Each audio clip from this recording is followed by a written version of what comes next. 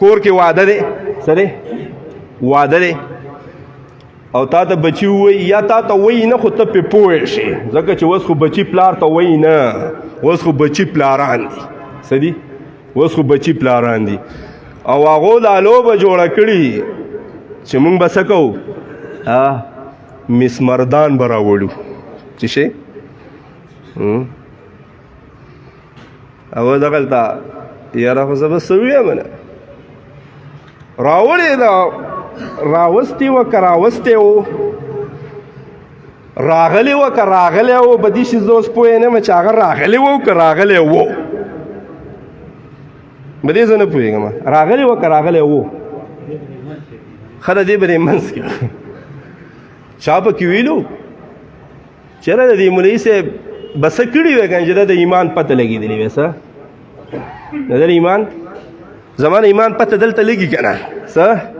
زما په جنازه کې هم پته لګي زما په واده کې هم پته لګي الله چې راته کومه ډیوټي والا کړې د ایمان مې پکې څنګه مضبوط دی اخوا دې خوا زګونو باندې مې بریک لګي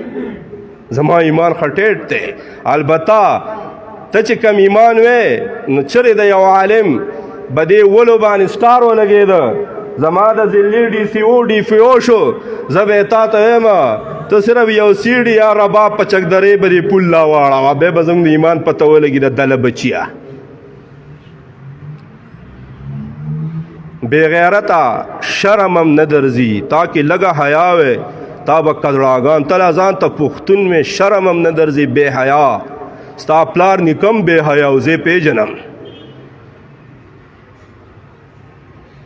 سړی چې ډمې ګړی یا څه سړی چې ګډړاګان ګړی یا څه سړی نو چې کله داسې مطالبه وشي نو بیا به ته څه کې اوس شریعت والا مینه ده اوس محمد رسول الله منع کړې ده اوس رب کریم د دینه د سایډ کېدو د اعراض کېدو حکم جاری کړی دی اوس په ستا دلته مینې پته لګي چې ته د رب سره مینه کې ته د محمد رسول الله سره مینه کې او که نه ته د اولاد او ته د رونو د ترونو د ښځې زړه ناچې څه